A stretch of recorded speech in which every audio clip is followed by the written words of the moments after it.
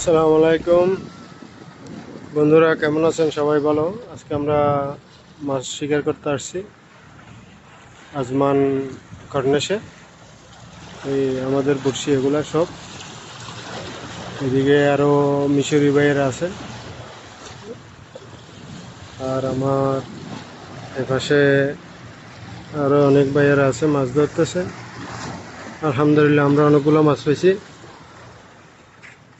দাঁতিলা পাইছি, এরপরে নাগুরো পাইছি, অনেকগুলো মাছ পাইছি। আমি আপনাদেরকে দেখাচ্ছি মাছগুলা।